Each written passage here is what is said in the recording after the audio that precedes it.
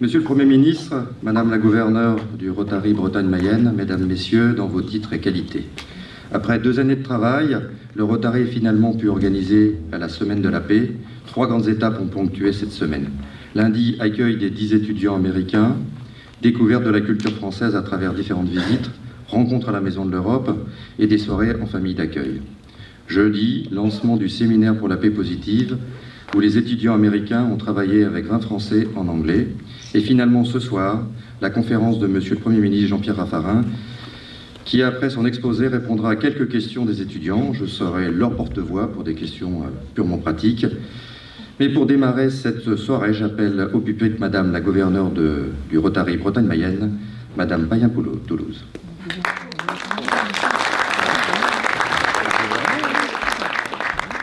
Monsieur le Premier ministre, chers amis rotariennes et rotariens, mesdames et messieurs, en qualité de gouverneur 2021-22 du district Bretagne-Mayenne, du Rotary International, j'ai l'honneur de vous accueillir pour cette conférence qui clôture le séminaire de la paix positive, co-organisé par le comité interpays France-USA et par le district Bretagne-Mayenne, et qui a réuni pendant 3 jours 20 jeunes Français et 10 amis américains. Alors, je souhaite saluer la présence parmi nous ce soir de Guy Crouvisier, gouverneur du district 1760, et de Pierre Hachement, le gouverneur du district 1770. Merci à eux deux de leur présence. Alors, le Rotary est un réseau mondial de 1 200 000 décideurs solidaires qui voient un monde où les gens se rassemblent et passent à l'action pour apporter un changement durable dans le monde, dans leur communauté et en eux-mêmes. Tournés vers l'idéal de paix, les Rotariens n'ont de cesse d'apporter des solutions aux problèmes les plus pressants, à travers un véritable engagement et une vision.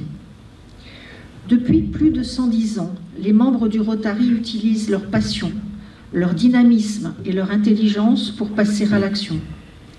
Qu'il s'agisse d'alphabétisation, de paix, d'eau, de santé, de prévention des conflits, les Rotariennes et Rotariens travaillent avec détermination pour améliorer les conditions de vie dans le monde. La démarche du Rotary est celle d'une paix positive par le service à travers ses causes. Car l'un des apports du Rotary, c'est bien de contribuer, par ses valeurs et ses actes, à la cohésion culturelle et sociale des pays. L'engagement du Rotary est à l'origine de la création en 2002 des Centres du Rotary pour la paix, qui préparent chaque année plus de 100 boursiers qui deviendront des catalyseurs pour la paix. Les subventions mondiales pour la paix et la prévention des conflits, une collaboration depuis de nombreuses années avec les Nations Unies, un partenariat stratégique avec l'Institut pour l'économie et la paix ou encore les échanges de jeunes que nous connaissons bien, sont autant d'éléments que le Rotary promeut pour favoriser une meilleure connaissance et une meilleure entente entre les peuples. L'éducation à la paix, la pédagogie de la paix, le dialogue dans le conflit et la stratégie d'influence sont les objectifs de la Fondation Leader pour la paix qui nous parle, Monsieur le Premier ministre, en tant que Rotarien. Et nous vous remercions, Monsieur le Premier ministre, d'avoir répondu à notre invitation de partager avec nous sur ces valeurs communes. Je vous laisse la parole.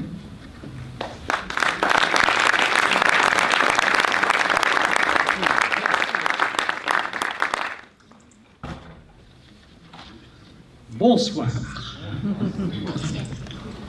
Ladies and gentlemen, dear friends from America, we are very proud to see you here in Rennes, in France. Thank you so much, dear members of the board and all your delegation with the young people. We are very proud, thank you, to show this friendship between France and America. Thank you so much. Vous avez compris, il vaut mieux que je parle français. Mais mon cœur parle un peu anglais. Mais en l'occurrence, il parle un peu américain. Je voudrais vous saluer toutes et tous et vous remercier, Madame la gouverneure, de nous accueillir aujourd'hui pour une initiative du Rotary exemplaire. Je suis vraiment admiratif, depuis très longtemps d'ailleurs. Je fais de la politique, vous en avez peut-être entendu parler depuis un certain temps, et j'ai longtemps vu l'intérêt du Rotary comme organisation puissante, très locale, très enracinée. Dès qu'il y a un peu trop de monde dans un club, on en crée un deuxième dans la même ville. On est très proche du terrain on est très engagé personnellement, on répond avec ses moyens aux problèmes qui sont posés, mais en même temps, on est une organisation mondiale, structurée, avec des valeurs, et que le tout fonctionne vraiment dans le local et le global de manière très équilibrée. Et au fond, dans notre monde aujourd'hui, on se regroupe souvent sur des questions d'identité, plus que sur des questions de projet.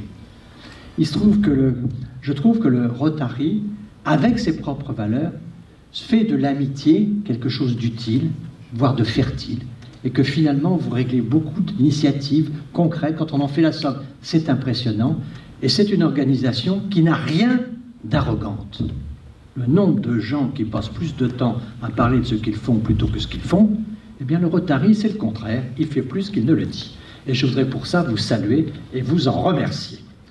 Alors, toutes et tous ici, je vous salue, et je salue notamment les jeunes Américains et les jeunes Français qui ont participé à cette recherche de la paix positive. Mon sujet n'est pas facile aujourd'hui, dans une situation très difficile, de vous parler positivement de la paix. Parce que les choses sont assez graves, même si, vous le verrez, il y a quand même de l'espoir.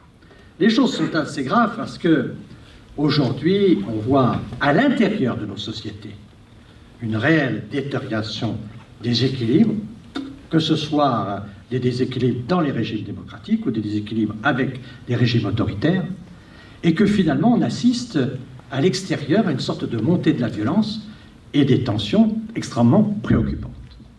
Mais aussi, à l'intérieur de chacune des sociétés, on voit que la violence, elle aussi, est extraordinairement présente.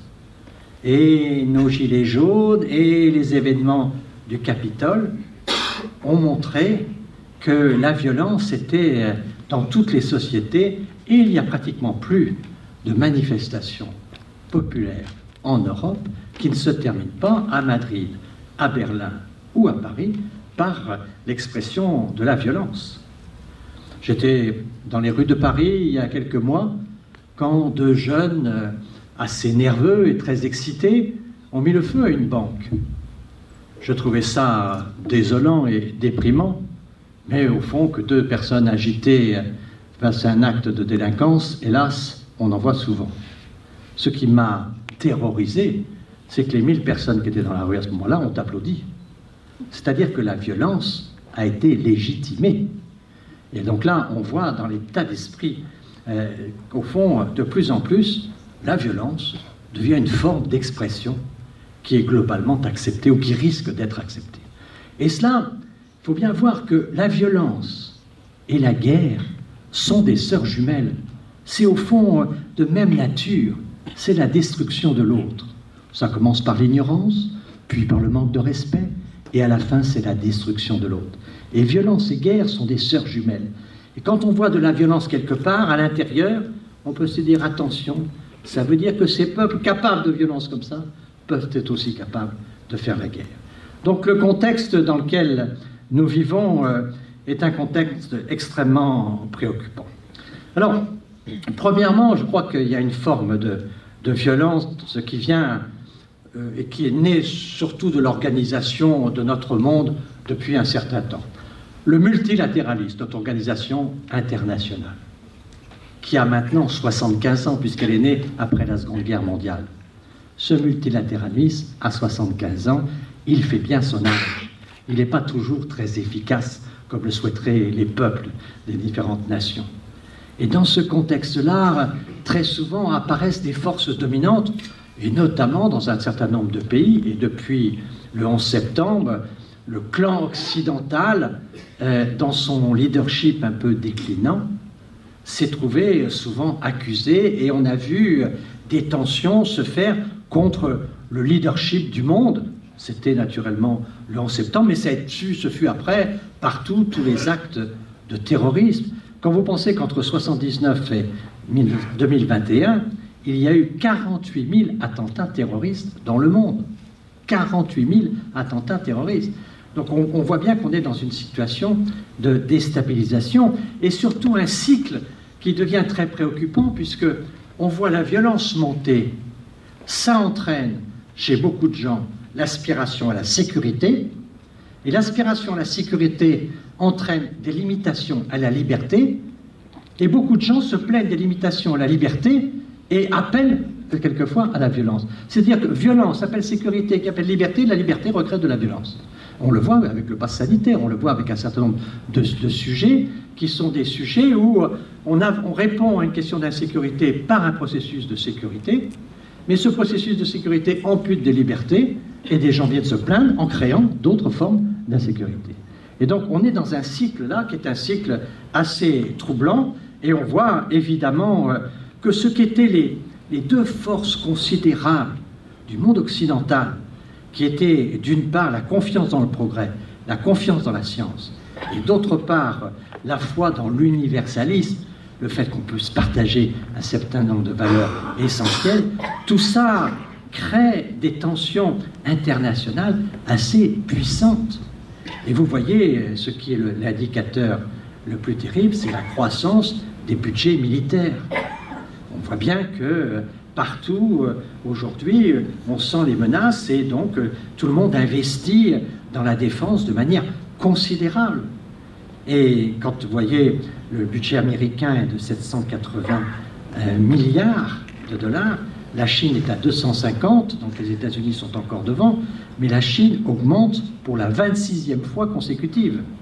Donc il y a une mobilisation, et nous-mêmes, nous mobilisons, et en France et en Europe, des moyens considérables pour la défense. Tout ça dans une situation où la violence monte, où les inquiétudes sont fortes, et où on voit bien que les budgets de la guerre, disons-le très clairement, sont aujourd'hui extraordinairement puissants, et donc les lobbies qui sont liés aux industries de défense, tout ceci crée un climat, certes, d'incertitude. C'est le premier point.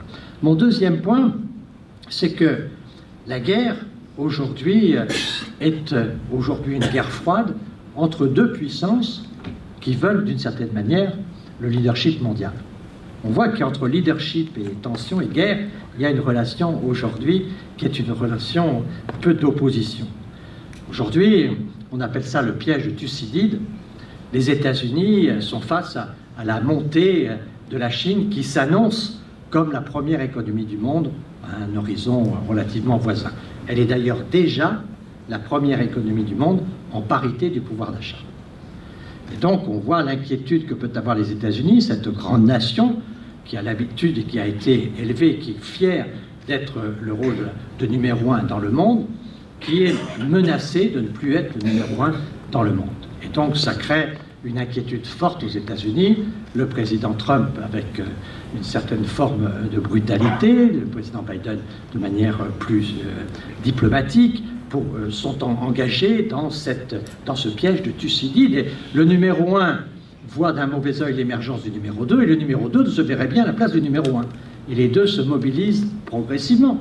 On est aujourd'hui dans une situation relativement apaisée, mais nous le voyons bien, les propagandes, on voit bien s'organiser cette mobilisation, ce piège de Thucydide qui est pour nous quand même extraordinairement préoccupant, je le dirai tout à l'heure aussi, pour la question européenne qui se trouve quelquefois prise entre le marteau et l'enclume, et on voit que tout ceci n'est pas facile. Mais on sent bien qu'il y a aujourd'hui une modification, notamment dans la conception qu'avaient historiquement les grands continents en matière de leadership. Aux États-Unis, société qui a une grande confiance dans le progrès, aux États-Unis, tout s'apprend. On a grande confiance dans la culture, et donc les grandes universités américaines ont toutes des leçons importantes de leadership. La bibliographie sur le leadership aux États-Unis est très très large. On pense que tout s'apprend et que la culture permet à tous de pouvoir diriger. En Europe, on a une vision un peu différente. Nous, on est plutôt sur l'inné que sur l'acquis. C'est-à-dire le général de Gaulle, dans le fil de l'épée, définit bien le leader, le caractère du leader, le charisme du leader. Ce sont des attitudes qui ne s'apprennent pas. On n'apprend pas facilement à avoir du caractère. On n'apprend pas forcément à avoir du charisme. On a quelque chose qui permet un leadership. Donc là, on voit déjà une différence. Et en Chine, on était dans une situation complètement différente avec toute la stratégie des grands penseurs chinois, de Confucius à Anfisi, à Lao Tzu, où finalement, en Chine, le chef, on ne le voit pas. Le chef, il fait agir, il n'agit pas. Le bon général chinois, c'est celui qui gagne la guerre sans avoir à la livrer. Il a tellement créé le rapport de force que la guerre n'est plus utile. Il crée le rapport de force pour ne pas avoir à mener la guerre. Et donc il est dans une situation où il a ce qu'on appelle le potentiel de situation, il élève son potentiel de situation jusqu'au moment où sa situation lui permet d'être suffisamment fort. Et on voit que ces choses sont en train de changer un petit peu.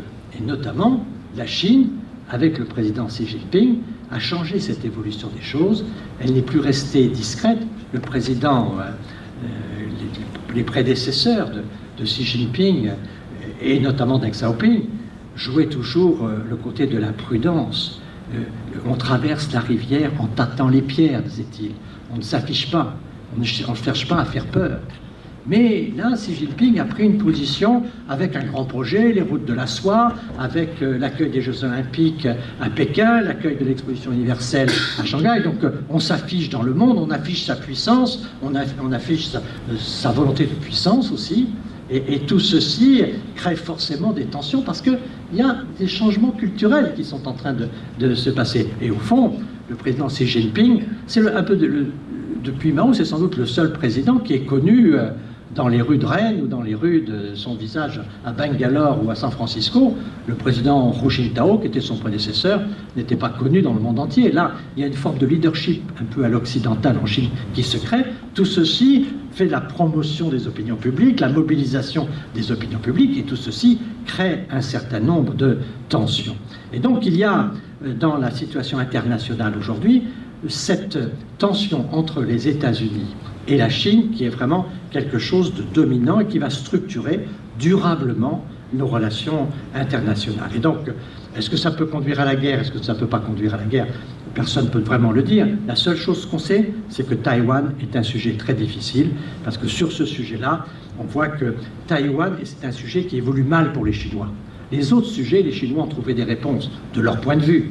Je ne veux pas juger ici, mais naturellement, nous avons des désaccords avec ce qui se passe avec le régime politique chinois. Mais par exemple, pour ce qui est de Hong Kong, les Chinois, à 20 ou 30 ans, estiment avoir en grande partie réglé le problème parce qu'ils attirent sur la côte chinoise avec le développement de Shenzhen, la bourse, la science, le développement de Canton, le commerce, le développement d'une ville nouvelle, Surai. Ils attirent notamment les jeunes étudiants avec des logements moins chers qu'à Hong Kong. Ils ont fait un TGV entre les deux avec un pont qui fait en 35 minutes, on est de Hong Kong à Shenzhen. Donc tout ceci aspire un peu la Chine. Donc sur 20 ou 30 ans, les Chinois sont toujours sur des longs termes, sur 20 ou 30 ans, ils sont en train de régler le problème. Donc pour eux, le problème évolue dans le bon sens. En revanche, pour Taïwan, le problème évolue dans le mauvais sens, puisque plus le temps passe, moins les Taïwanais ont envie de rejoindre la grande Chine continentale. Et donc là, on sent qu'il y a une tension qui peut arriver, parce que nous, les Occidentaux, et notamment la flotte américaine, mais pas seulement, est aujourd'hui là-bas, non seulement pour surveiller tout ce qui peut se passer, mais aussi pour des alliances avec la Corée, avec le Japon, qui sont dans cette mer de Chine, des points importants. Donc on est là sur des sujets qui font que les choses pourraient éventuellement mal tourner de manière très forte, parce qu'on est sur des positions extrêmement déterminantes. Quand on interroge les généraux chinois, ils disent que la seule raison pour laquelle ils feraient des interventions militaires aujourd'hui, c'est la protection de Taïwan. Donc on est, vous voyez, sur un sujet qui est un sujet extrêmement lourd et dangereux. Je passe sur cette tension Chine-Amérique, mais pour dire qu'il y a beaucoup d'autres tensions, notamment pour le leadership régional. On voit combien la Russie, qui était un peu sortie du jeu depuis la guerre froide, est revenue dans le jeu avec la Syrie, qu'elle a repris une position diplomatique qui est une position aujourd'hui relativement forte.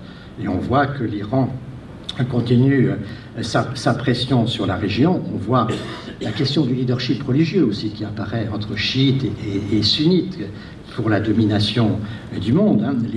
Les musulmans aujourd'hui sont à très très forte dominante sunnite, mais les chiites, avec leurs deux pays qui sont l'Iran et l'Irak, et dans la région, avec notamment le Hezbollah, il y a aujourd'hui aussi un certain nombre de risques qui sont des risques pour le leadership, qui est en l'occurrence ici un leadership qu'on peut qualifier de religieux, même si naturellement il est, à mon avis, principalement politique. Nous sommes là aussi dans une situation où il y a un certain nombre de crises. Donc quand on prend le terrorisme d'un côté, les crises régionales de l'autre, toutes les difficultés de développement, la question du développement de l'Afrique, évidemment, où on se dit que l'Afrique doit intégrer 1 milliard de jeunes d'ici les années 2060-70. Vous imaginez le défi qu'il y a là, et sachant qu'en Afrique aujourd'hui, il y a d'un côté les voies du développement et de l'autre côté les voies du terrorisme. Vous voyez des sociétés évoluées qui ont nourri beaucoup de jeunes terroristes, y compris diplômés, mais qui se sont trouvés en situation d'avoir une éducation, mais de ne pas avoir de débouchés professionnels. Donc on a, pour nous, Européens, un sujet majeur qui est le développement de l'Afrique, car naturellement, cela aura un impact formidable sur les questions de migration. Donc, une tension partout qui monte. Deuxièmement, cette tension américano-chinoise qui est très préoccupante aussi. Troisièmement, un point qui est important dans nos sociétés sur la violence interne. Je vais vite sur ces sujets, mais je vais avoir du temps pour les questions, mais c'est quand même très important. C'est le déclin de nos idéologies. On en parlait tout à l'heure avec les jeunes étudiants sur le débat. C'est vrai qu'on peut se poser la question dans un pays comme le nôtre, est-ce que c'est quelquefois bon pour la démocratie que de ne plus avoir vraiment de débat politique? On dit il n'y a plus de droite, il n'y a plus de gauche, tout ça. Mais au fond, le citoyen n'a plus vraiment de repères. Et qu'est-ce que c'est que la politique? La politique, c'est l'organisation du vivre ensemble. Et au fond, c'est ce qu'on invente pour faire des arbitrages. C'est-à-dire pour se mettre autour de la table, pour trouver une solution raisonnable, pour éviter qu'on se batte. Parce que si on n'est pas organisé, on va se battre. Chacun pour soi. Donc la politique, c'est ce vivre ensemble, cet ensemble de règles qui nous permet d'arbitrer nos décisions quand on n'est pas d'accord et d'avoir des règles du jeu. Mais aujourd'hui, si vous n'avez pas de débat, vous n'avez pas d'arbitrage, ou les arbitrages sont clandestins, personne ne les voit, et on ne les comprend pas. Et on est dans une situation où la politique n'a pas de lisibilité, et où elle n'est pas très lisible. Donc c'est très important. On disait avec les jeunes, il y avait un groupe de travail, là, je les vois particulièrement brillant, qui disait la démocratie, c'est des mots. C'est vrai que s'il n'y a pas de parole, il n'y a pas d'arbitrage de parole.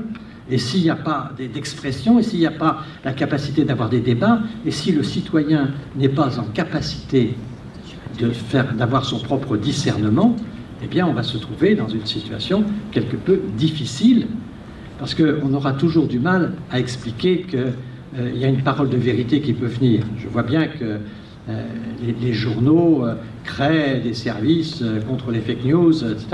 Enfin, quand Le Monde dit ceci est une fake news, c'est quand même Le Monde qui le dit. Et si Libération dit c'est quand même Libération qui le dit. Et si c'est le Figaro, c'est quand même Figaro qui le dit. Il y a quand même toujours quelqu'un qui parle derrière une parole. Et celui qui parle, il est quand même déterminant de la parole qui est sortie. Et donc, comment est-ce qu'on peut, dans nos sociétés, faire en sorte qu'on réponde à ce déclin des idéologies? Alors, on peut être plutôt satisfait de voir que les idéologies du 19e siècle sont plus aujourd'hui très pertinentes au 21e, c'est pas plus mal, mais néanmoins, il faut quand même qu'on ait des sujets sur lesquels la démocratie puisse être vivante et que le citoyen n'ait pas le sentiment que les débats se font ailleurs, puisqu'au fond, les débats, en grande partie, n'existent plus. Et cette situation-là crée évidemment des tensions, et notamment avec cette montée de l'individualisme. D'un côté, on a des idéologies du débat qui disparaît, et de l'autre côté, on donne tous les moyens à l'individu pour être de plus en plus libre. Il peut communiquer avec tout le monde, il est à la fois journaliste avec Twitter, TikTok et autres, il a toutes ses capacités à s'exprimer, à communiquer, à monter ses propres réseaux, et donc l'individu est de plus en plus roi, et il sent qu'il a de moins en moins en fait besoin des autres, en apparence. Parce qu'on voit bien quand même qu'il y a des recherches de contact. Et ces recherches de contact sont quand même très virtuelles. Et donc, où est le bien commun aujourd'hui? Et si on n'a pas de bien commun, on voit qu'il y a une attitude générale qui nous empêche d'avoir des grands débats sur les projets. Je parlais tout à l'heure de débats sur les identités. On voit bien qu'aujourd'hui, le débat sur les identités remplace le débat sur les projets. Et donc maintenant, on a une identité, on appartient, on cherche un autre groupe qui est différent d'une autre, et on se positionne par cet autre groupe sur des questions d'identité et pas sur des questions de projet. Et on voit bien que là, il y a des risques de violence, évidemment, là aussi, qui sont très préoccupants. Et puis, je termine sur cette diagnostic-là en disant qu'on est quand même très préoccupé par cette dialectique entre les régimes démocratiques et les régimes autoritaires, et que, au fond, nos propres démocraties ont du mal aujourd'hui à donner à leurs propres électeurs, les propres citoyens, le sentiment qu'ils vont être capables de résoudre les défis de demain. Et donc, et puis on a toute la propagande des régimes plus autoritaires qui vont expliquer qu'il y a une attitude aujourd'hui qui consiste à dire, grosso modo, les démocraties sont plutôt dans la fin de leur histoire. Et puis se développe la logique des régimes autoritaires. Donc on voit bien que nos peuples nous demandent à la fois de la démocratie, mais ils nous demandent de l'autorité. Et donc comment on va essayer de concilier autorité et démocratie? On voit bien qu'il y a des défis. Moi je suis très confiant, je le dis à nos amis américains, dans cette idée qu'a eu le président Biden de faire un sommet des démocraties et d'organiser un dialogue des démocraties, pas tant pour attaquer un autre continent, pas tant pour s'opposer, que pour réfléchir nous-mêmes à ce que peut être un système démocratique fort et renforcé. On ne dialogue pas dans notre pays aujourd'hui, par exemple avec la démocratie israélienne, par exemple avec la démocratie coréenne ou la démocratie japonaise. Il y a des démocraties à l'Est, à l'Ouest, mais on ne cherche pas à trouver quels sont les meilleurs systèmes. Et la démocratie allemande et la démocratie française sont très différentes. Je prends un exemple pour la démocratie française, par exemple. J'en discutais un jour avec le président Chirac, c'est lui qui me disait ça. La France, notre démocratie, elle n'a pas choisi la représentation idéale, parce qu'en France, vous pouvez avoir un impact populaire très fort et pas être représenté à l'Assemblée nationale. On a comme logique, nous, on n'a pas de proportionnel, on a certaines circonscriptions, mais nous, notre système, il est fait pour avoir une majorité, et on a choisi comme principe démocratique premier l'alternance. Vous n'êtes pas content, tous les 5 ans, vous pouvez changer, mais pendant 5 ans, vous avez une équipe au pouvoir qui a globalement les moyens de gouverner. Notre principe premier, c'est l'alternance, quitte à ne pas être impeccable sur la représentativité.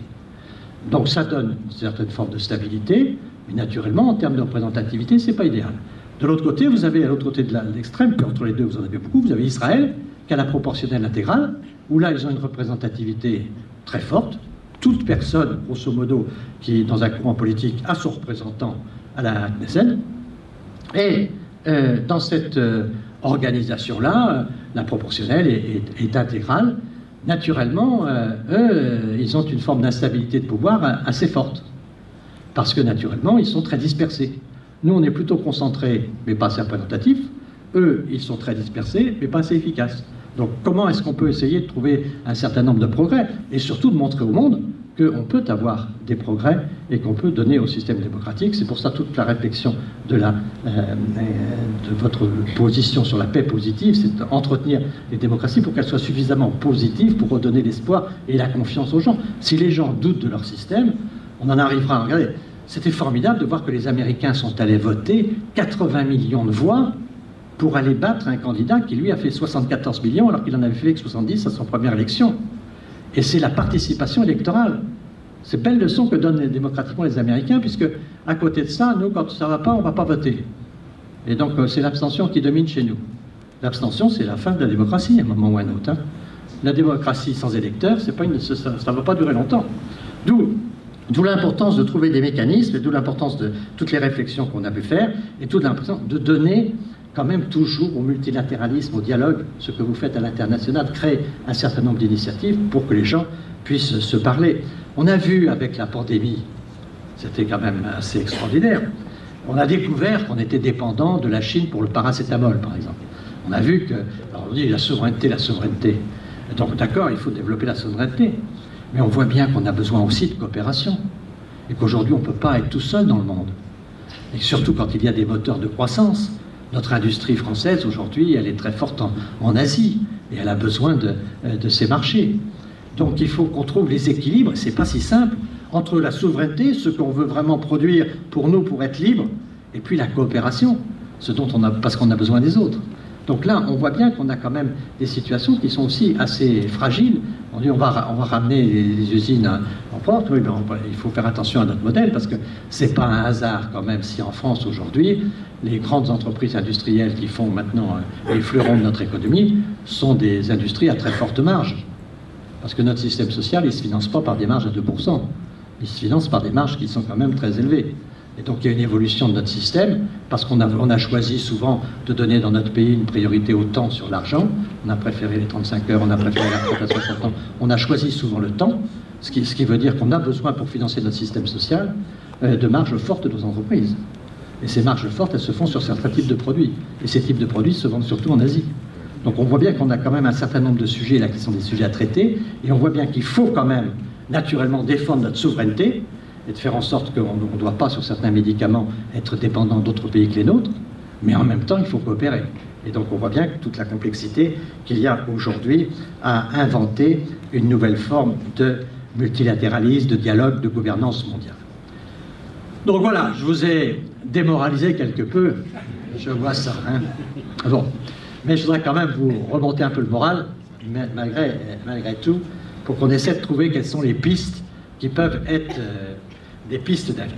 Alors d'abord, il y a une piste qui est quand même très importante à creuser, c'est tout ce qui est aujourd'hui dans la mobilisation de ce qu'on a pu appeler le développement durable, le changement climatique, toute cette course, je dirais, à une pensée verte, sans pour cela aller jusqu'aux extrêmes qu'on voit dans la bonne ville de Paris, où aujourd'hui il est de plus en plus difficile de circuler. Néanmoins, petite parenthèse périphérique. Mais ce qui me frappe, c'est que dans ce monde, il n'y a pas beaucoup de sujets sur lesquels, par exemple, Biden et Xi Jinping sont d'accord. Et quand Xi Jinping signe l'accord de Paris, son discours est assez voisin de celui de Biden quand Biden rejoint l'accord de Paris.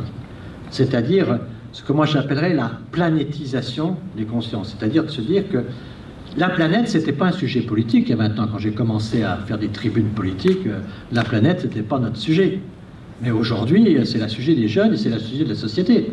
C'est qu'on a bien compris que pour défendre la planète, il faut aujourd'hui protéger en même temps notre propre humanité, que notre humanité soit capable de protéger réciproquement la planète. Et donc, on voit que cette cause-là, c'est une cause politique. Précédemment, le grand consensus mondial qu'il y a eu, on a appelé ça le consensus de Washington. Ça a été la création du FMI, ça a été la création de la Banque mondiale. Cette organisation internationale, elle était fondée sur un principe qui était la performance économique. Vous devez avoir une performance économique pour bien gérer. Vous ne devez pas faire de dette, vous pouvez travailler, vous devez créer de la valeur, etc. Et donc, performance économique. Mais la performance économique, ce n'était pas un sujet qui était soutenu par les opinions publiques particulièrement. Aujourd'hui, la question de la planète est une question qui mobilise les opinions publiques et notamment la jeunesse entière, quelle que soit la ville, quelle que soit Singapour, ailleurs, et à Chasseneuil-du-Poitou comme à Rennes. C'est-à-dire qu'il y a la capacité aujourd'hui à créer une dynamique qui est très très importante sur ce sujet-là. Et la France et l'Europe est pas mal placée sur cette logique-là avec l'accord de Paris et surtout la mobilisation de la société civile. Au fond, on cherchait depuis longtemps quelque chose à penser sur comment humaniser la mondialisation.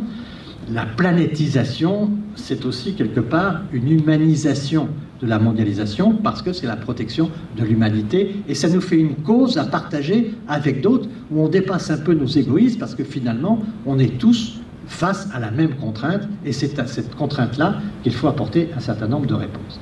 Et ça, je trouve que c'est quand même très important. Franchement, je peux vous raconter quelque chose.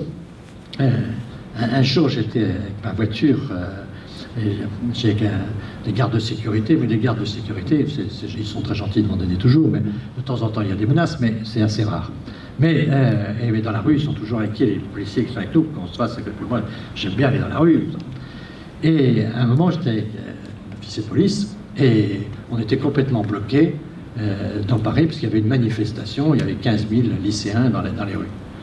Je dis, on va y aller à pied. Il est hors de question de traverser une manifestation à pied, c'est pas possible, hors de question. Je dis, mais soyez tranquille, il n'y en a pas un qui me connaît. Il n'y en a pas un qui me connaît. Vous me metteriez dans un comice agricole ailleurs, là, oui, là, je serais connu, là, ça, mais là, vous pouvez y aller, tout ça. Je dis, et ils sont tous mobilisés pour la planète. Et donc j'ai traversé cette manifestation où il y avait des lycéens, que moi j'ai été 18 ans président de région, j'en ai vu des manifestations de lycéens, mais j'ai vu des manifestations pour les locaux, pour le salaire des profs, pour un certain nombre de sujets, les équipements sportifs et tout ça. J'avais rarement vu tous ces lycéens dans la rue pour dire « défendons la planète ». D'une certaine manière, c'était assez joyeux. Et c'était non agressif, c'était très très paisible. Et finalement, je pense que c'est quelque chose de très important si on arrive à prendre cette cause, notamment avec nos amis africains qui ont des atouts considérables, avec un certain nombre de ressources, mais qui ont en même temps des fragilités dans cette affaire. Si on arrive à bâtir une stratégie là, on a quelque chose qui est assez consensuel, qui a le soutien de la société civile et qui peut porter nos valeurs d'humanisme. Et donc je pense qu'il faut travailler cette question-là. Le président de la République est engagé sur ces questions-là. J'espère que ça pourra continuer. Et je pense qu'avec cette proximité relative que peut avoir la pensée américaine et la pensée chinoise sur ce sujet-là, la communauté de destin dont CGT parle, ça ressemble un peu à ce que nous défendons par ailleurs. Et donc, on est sur des sujets là où la coopération devrait pouvoir avancer. Alors, c'est pas facile, il y a des difficultés, il y a des pays qui sont en avance, d'autres qui sont en retard, mais c'est quelque chose qui est assez préoccupant. Mais je pense que c'est une vraie perspective, cette vision d'une nouvelle cause politique qui peut donner un débat, qui peut donner un élan pour essayer de rapprocher des opinions et pouvoir essayer d'avoir une cause qui devient une cause leader. Deuxième question, qui est une question importante, mais pour laquelle on peut aussi avoir un peu d'espoir, bon, c'est la question européenne qui est aujourd'hui très soumise à la pression entre la Chine et les États-Unis. On a la difficile question de l'extraterritorialité des lois qui fait que de plus en plus les grandes puissances imposent leurs règles aux autres partenaires. C'est quelque chose qui est préoccupant et dans ce contexte-là, l'Europe apparaît comme un processus qui a été tenté un peu par la déconstruction. Le Brexit a fait beaucoup de mal à l'idée européenne et ça a été assez préoccupant de voir combien il y a, je pense, de situations qui font que on peut, dans le monde, quelquefois, douter de l'avenir de l'Union européenne. Et ça, je pense que c'est assez préoccupant, mais il y a quand même une réponse et peut-être des circonstances qui vont peser. J'ai vu, et c'était il y a 3 ans maintenant, 2 ans et demi maintenant, quand le président Macron a reçu le président Xi Jinping, dans une visite bilatérale France-Chine, il l'a reçu dans son bureau à l'Élysée, avec Angela Merkel avec lui, pour bien montrer aux Chinois que Français et Allemands sont ensemble sur le dossier des relations entre l'Europe et la Chine. Et là, ça a été très important. Donc ce que je crois, c'est qu'on va voir ce que va donner l'ère post-Merkel, mais qu'on va voir ce que va aussi donner les élections françaises, mais que dans ce contexte-là, il y a peut-être des planètes qui peuvent s'aligner, que nous prenions des positions pour avoir un accord franco-allemand plus solide. Mais quand vous mettez la France et l'Allemagne ensemble, vous avez quelque chose qui ressemble à un continent. On a les chiffres d'un continent. Alors certes, je ne dis pas qu'il faut abandonner les autres. Bien sûr, on est avec les Italiens, bien sûr, on est avec les Néerlandais, bien sûr, on est avec toute l'Europe. Il faut continuer l'Europe. Mais au moins sur les sujets difficiles, et notamment sur les relations de multilatérales majeures, que les Français et les Allemands soient d'accord. Et là, on a une forme de position qui est une position qui est importante. Et je pense aussi à des questions stratégiques comme le développement de l'Afrique, où on peut répondre en franco-allemand.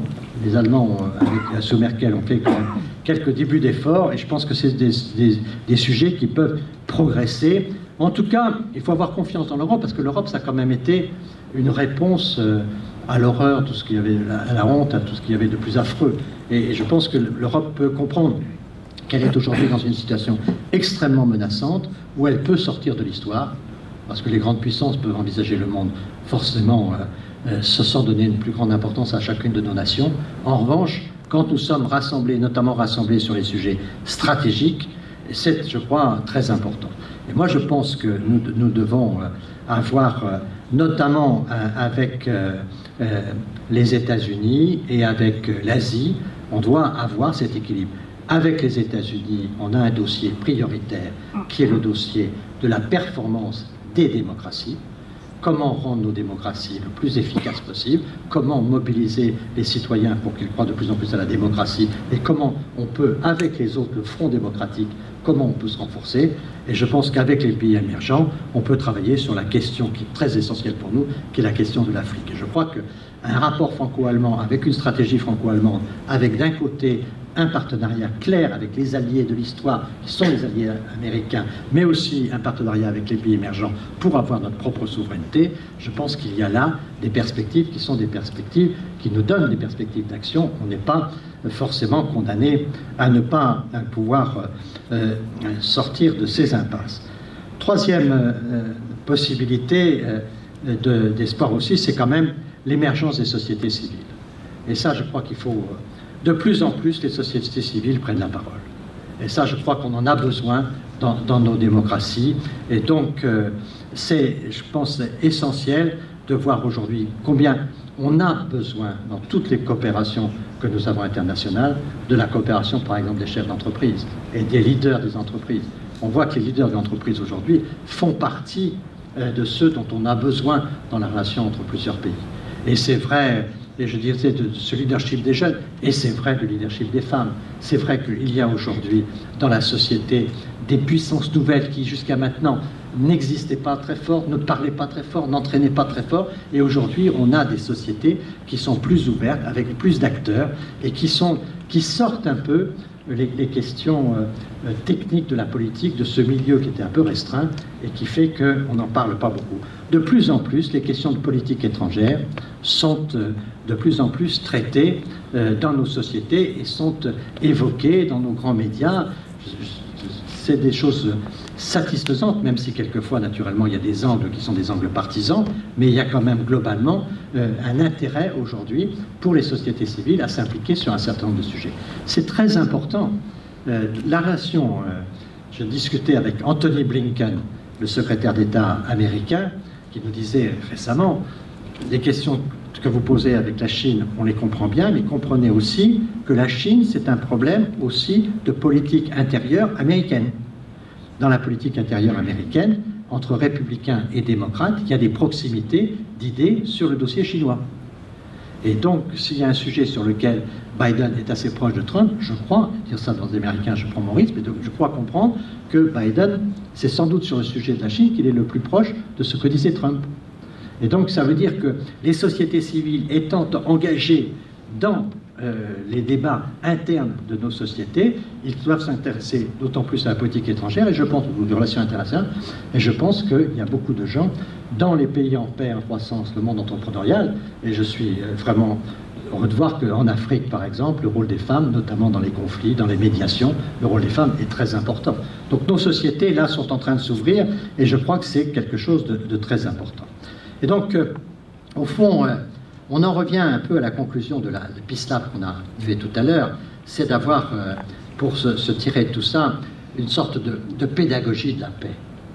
Je pense que ce qui est quand même très important, c'est qu'on puisse parler avec nos opinions publiques, de ne pas laisser la paix simplement, d'abord, qu'aux militaires, même si les militaires doivent comprendre qu'ils se battent pour la paix aussi, et que la guerre est un des sujets qui peut aussi quelquefois construire la paix, donc il ne faut pas avoir peur de la dissuasion, mais c'est vrai qu'il y a partout beaucoup d'écoles de guerre, et il n'y a pas beaucoup d'écoles de paix.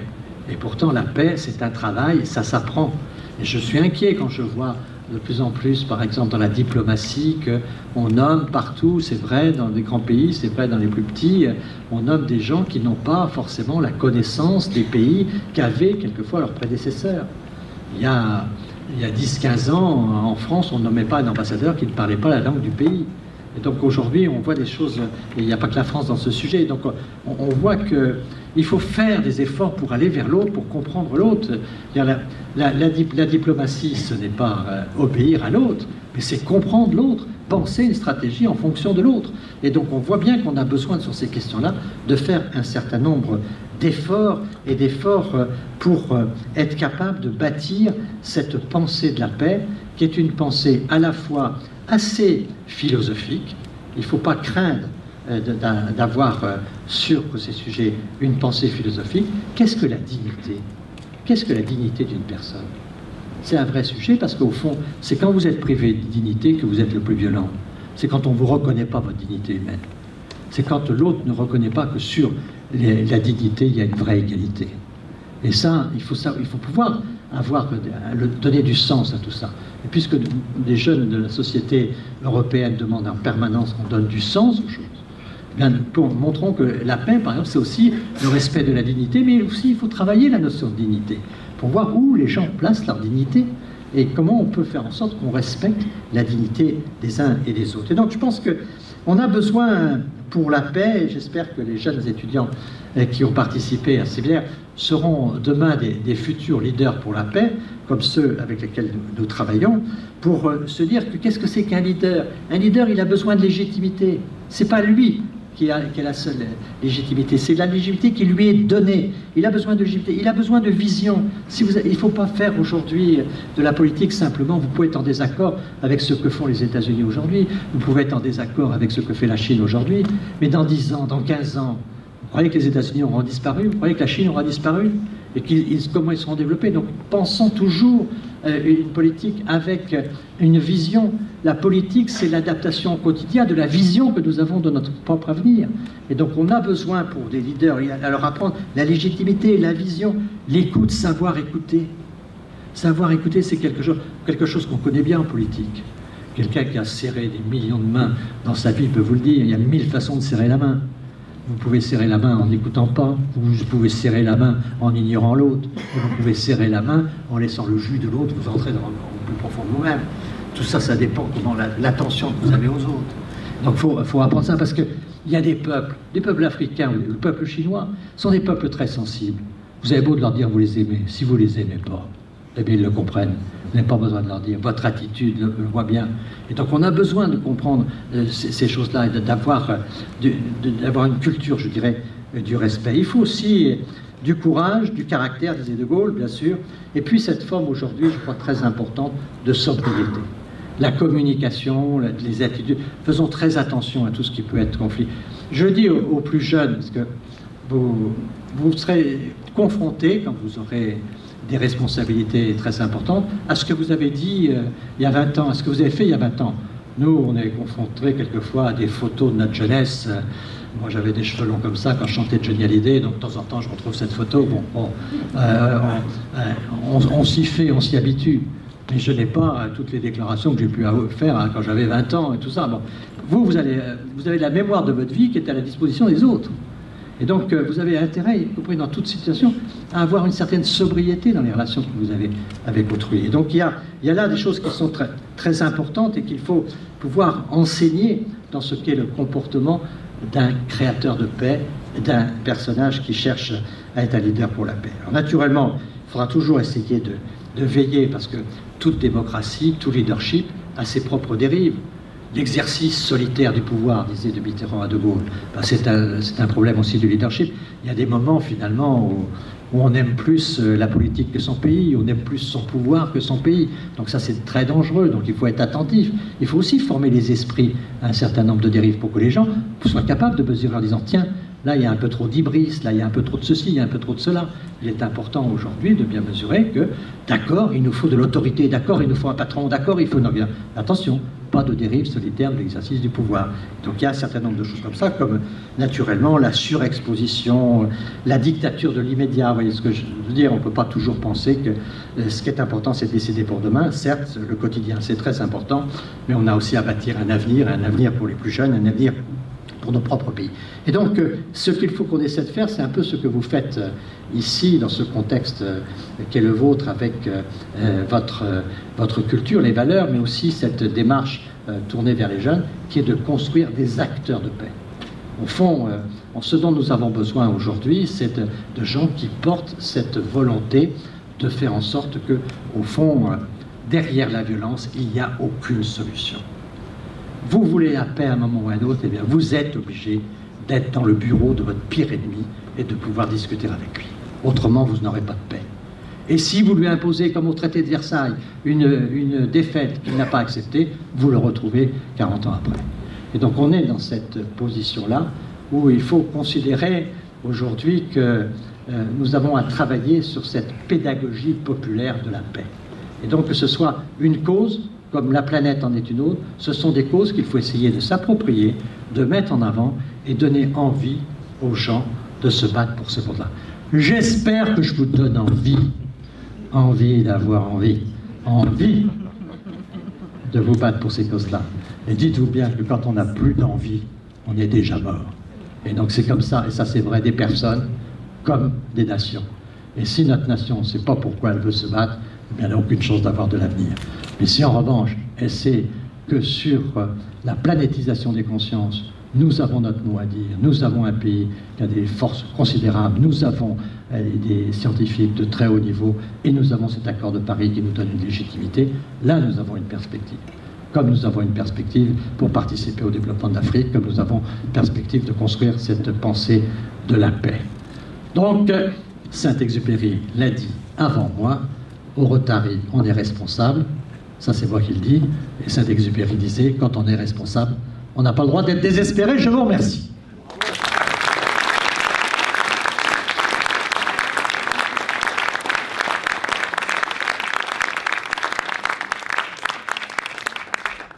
Merci, Monsieur le Premier ministre, c'était tout à fait remarquable. On est bien content de vous avoir invité. J'ai retenu 3 éléments. D'abord, une très bonne connaissance de notre organisation Rotary. Ça fait toujours plaisir d'être connu pour les actions, et c'est vrai qu'on n'est pas très bon en communication, mais on tente désespérément de s'améliorer, et je pense qu'on est sur la bonne voie. La deuxième chose, c'est effectivement ce remarquable panorama sur la situation mondiale, avec les tensions entre la Chine, les États-Unis, mais aussi le rôle que devra jouer l'Europe et une multitude de petits pays. Et je dirais qu'avec votre organisation, vous êtes certainement mieux placé que le Rotary pour pouvoir influer sur ces événements. Pour autant, sur le dernier volet, les acteurs qui vont pouvoir créer la paix, c'était le moteur de cette semaine pour la paix. Ces jeunes gens, ces Américains, ces Américaines, vu qu'elles étaient plus nombreuses que nos garçons, et puis les Français en nombre beaucoup plus équilibré, ont bien travaillé pendant cette semaine avec Serge Trobens de l'IEP, que je remercie pour l'excellence de sa prestation, à lui tout seul. Si vous le voyez là-bas, c'est le rugbyman. On est tout de suite d'accord avec lui. Voilà. Satisfaction. Et puis ensuite, le Peace Lab que vous avez animé, c'était effectivement là aussi une autre méthode de travail qui a permis à ces jeunes de se rendre compte que la paix, c'est pas qu'une idée, c'est aussi des projets qu'on peut bâtir, et on a une boîte à outils qui permet de les adresser. Et enfin, pour terminer, je pensais au rôle que pouvaient jouer les entrepreneurs. On a eu cette discussion avec Michel Dorin, président de la Maison de l'Europe, qui a bien voulu nous accueillir, comme je l'ai indiqué en introduction, avec une remarquable présentation de la construction européenne. Il faut se rappeler que Jean Monnet était un industriel, c'était pas un politique, hein, et qu'il a joué un rôle très important de rapprochement justement de la France avec l'Angleterre, puis après avec les États-Unis. Et je pense qu'effectivement, les chefs d'entreprise, il y en a beaucoup au sein du Rotary, ont un rôle très important à jouer. Je vais passer maintenant aux questions. Nous avons fait un peu la synthèse avec nos amis américains que j'ai eu la chance d'accueillir chez moi à nombreuses reprises. C'est un peu la plateforme tournante depuis lundi. Donc beaucoup de discussions en binôme. Ils m'ont donné beaucoup de questions. Malheureusement, compte tenu des contraintes de temps, je ne pourrai pas toutes vous les poser. On en a retenu un petit nombre. Première question. Quelles sont les principales menaces ou risques que vous identifiez dans le monde aujourd'hui? Frontières entre pays, accès aux ressources, compétition pour le leadership. Je dirais que ça c'est une question facile de mise en chauffe. Hein. Un ancien président français a suggéré qu'il fallait avoir l'arme nucléaire pour influer sur la destinée du monde. En quoi posséder l'arme nucléaire au XXIe siècle permet-il d'influer sur la paix? Un peu plus difficile. Hein. Et enfin, la question qui fâche. En France, 20% des jeunes sont au chômage et 20% vivent sous le seuil de pauvreté. Comment nos efforts combinés peuvent-ils servir à réduire ces inégalités afin que nous, jeunes, dans toute la nation, puissent faire confiance au système de gouvernance? Je vous remercie. Là, les menaces, moi je crois qu'on a 2 grandes menaces. la question de Taïwan aujourd'hui, dans l'actualité. Donc, a priori, je fais le pronostic qu'on est plutôt dans une logique qui est une logique de stabilisation du problème, mais si ça dérivait, il y a de quoi faire tout dériver. Et puis, deuxièmement, il y a la question des migrations, qui est une question très importante, qu'il va falloir traiter parce que un ancien président, M. Sarkozy, le disait récemment, la question des grandes migrations est devant nous et pas derrière nous. Et donc, elle est liée au développement de l'Afrique notamment. Et donc, je pense que ça, à la fois, nous devons traiter un certain nombre de sujets de la migration actuelle, mais le développement de l'Afrique. Et là, je vois vraiment des risques qui sont des risques auxquels il faut travailler sérieusement. Ce sont les plus grandes menaces. L'arme nucléaire, sans arme nucléaire, la France ne serait pas Conseil de sécurité de l'ONU. Donc d'ores et déjà, la dissuasion, nous sommes dans un club des pays qui peuvent parler fortement sur ce sujet. Donc l'arme nucléaire est un élément essentiel, surtout que nous sommes maintenant la seule force nucléaire de notre continent, enfin de l'Union européenne, depuis que le Brexit est parti. Enfin depuis que le Royaume-Uni est parti. Hélas, que le Brexit est arrivé. La question qui est terrible pour nous, c'est que notre force a quand même été conçue avec une certaine complémentarité avec le Royaume-Uni. Donc l'Europe est très forte militairement quand Français et Britanniques sont d'accord. Il est arrivé à que M. Poutine fasse venir quelques sous-marins dans les eaux européennes. Quand il y a un sous-marin français, un sous-marin russe, un sous-marin français, oui, un sous-marin russe et que le Britannique vient porter main forte aux Français, Poutine ne reste pas longtemps. Hein. On est les deux seuls à avoir une capacité militaire puissante. Donc, ce que j'espère, c'est que dans le Brexit, dans cette situation, on gardera des intérêts communs en matière de défense avec le Royaume-Uni. C'est un élément majeur de notre propre avenir. Alors, pour les jeunes, alors, il y a deux choses. Hein. Il y a le contexte d'aujourd'hui, de la pandémie, qui a quand même beaucoup frappé les jeunes et qui pose un certain nombre de sujets difficiles. Et puis, il y a l'évolution du travail. Quand vous voyez aujourd'hui le nombre d'emplois qui ne sont pas satisfaits, quand vous voyez que des grands groupes de vacances ont eu cet été les meilleurs scores qu'ils n'avaient pas eu, même avant le Covid, mais qu'en revanche, ils n'avaient pas suffisamment de personnel et que c'est le manque de personnel qui a limité les résultats. 15-20% de manque de personnel dans des grandes structures hôtelières ou touristiques. Et quand on voit aujourd'hui dans un grand nombre de métiers, le manque de capacité à trouver des gens, c'est un vrai sujet. Donc en France, on a une vraie adaptation. Alors il y a plusieurs questions. Il y a la question sans doute et des conditions de travail et du salaire, mais il y a beaucoup d'emplois qui sont nécessaires à la France que les Français ne veulent pas occuper. Hein, regardons les choses comme elles sont. Alors, dans l'hôtellerie et la restauration, on voit qu'ils sont allés jusqu'à envisager des augmentations de salaire, à essayer de traiter ce problème au fond.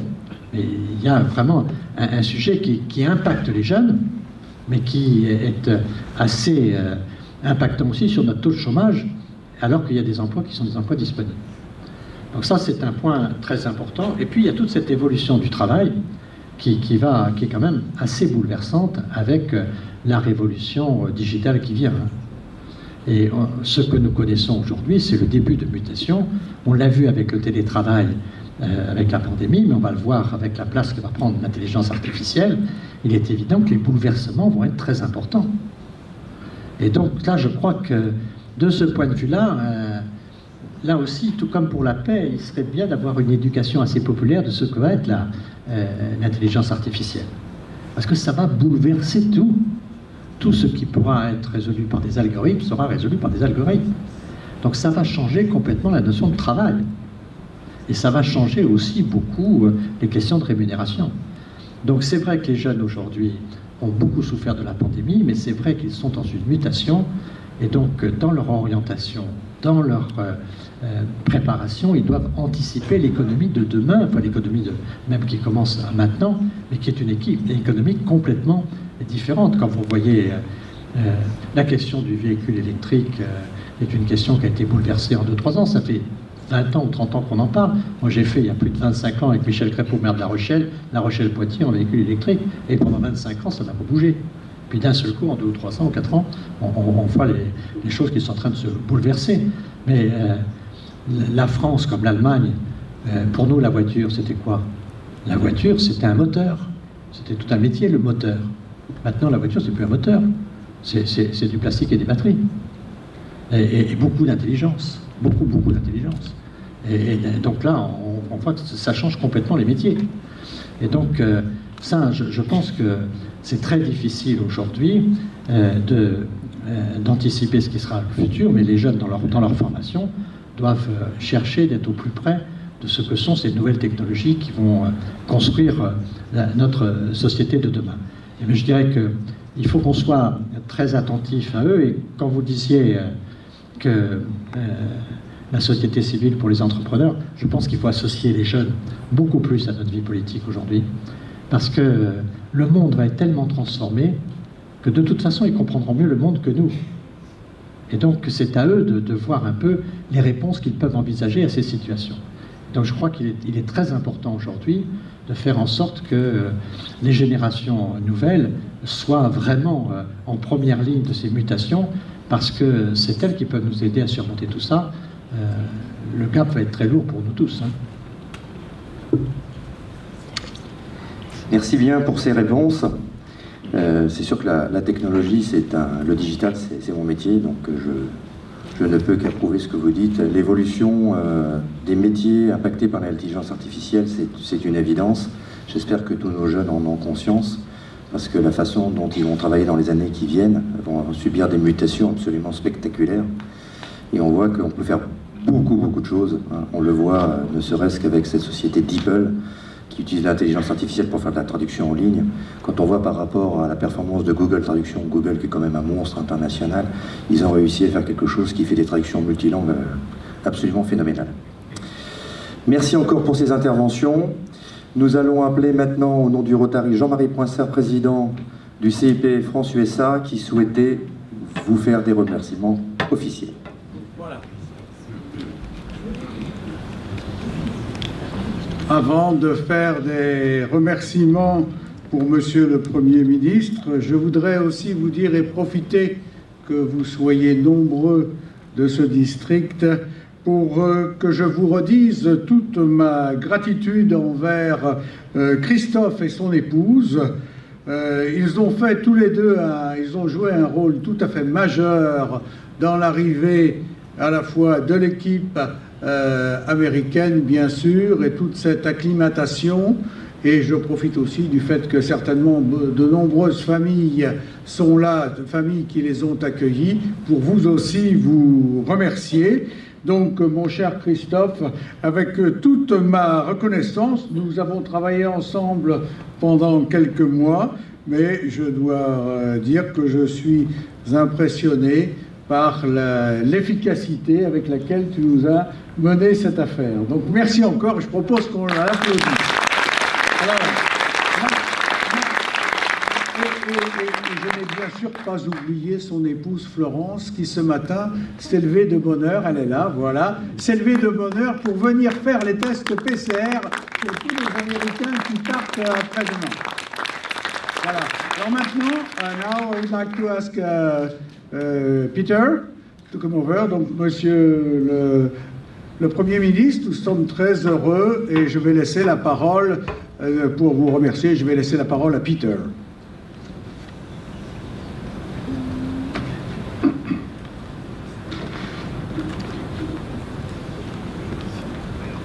Mr. Prime Minister, ladies and gentlemen, it's my great pleasure to be able to offer on your behalf very sincere thanks to the Prime Minister for an inspiring address, for joining the Peace Lab and participating in what appeared to me to be organized chaos, and for answering some fairly searching questions. Rotary International is the world's largest community-based, peace-oriented organization in the world. We have been going for over 116 years. We have made terrific contributions to peace in many, many areas. And we'd like to acknowledge those who have also contributed to peace. The highest honor that Rotary International can bestow upon an individual who has made a significant contribution to the maintenance of peace is the Paul Harris Fellowship Award. Paul Harris is the founder of Rotary International. He passed away some 50 years ago, but we revere his memory, we revere his contribution, and we are grateful that we are able to meet together as a result of his foresight over 100 years ago.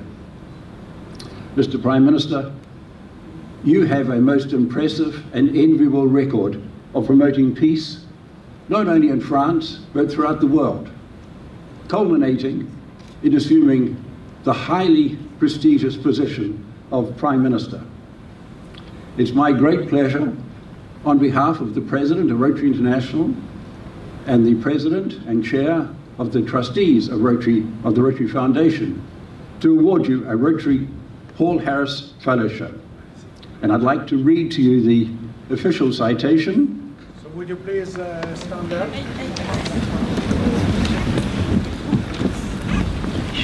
It's in French. Excusez-moi pour mon français. La Fondation Rotary, de Rotary International, a décerné le titre de Paul Harris Fellow à Jean-Pierre Raffarin en reconnaissance de son aide généreuse et de son soutien en faveur d'une meilleure compréhension et de bonnes relations entre les peuples du monde, signed by John Germ, President of Rotary Foundation, Sheikh Mehta, the President of Rotary International.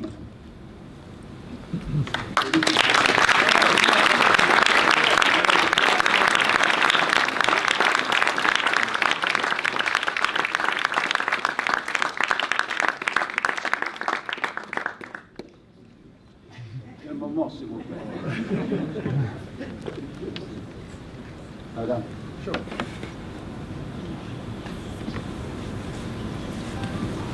I've learned over the years never to attempt to put on this pin.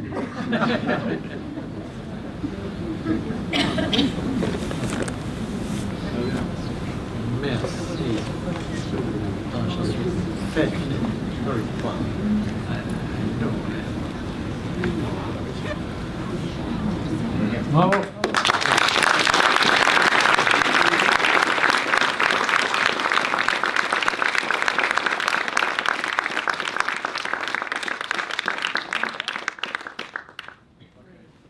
Thank you so much. Merci beaucoup. Okay, so now. Voilà qui close cette conférence. Vous l'avez noté sur les invitations, il y avait après conférence un tiret, conférence-cocktail. C'est donc maintenant place pour un petit peu de discussion informelle. Vous pouvez d'ores et déjà commencer à vous diriger vers la sortie. Le cocktail a lieu dans la grande allée. À tout de suite.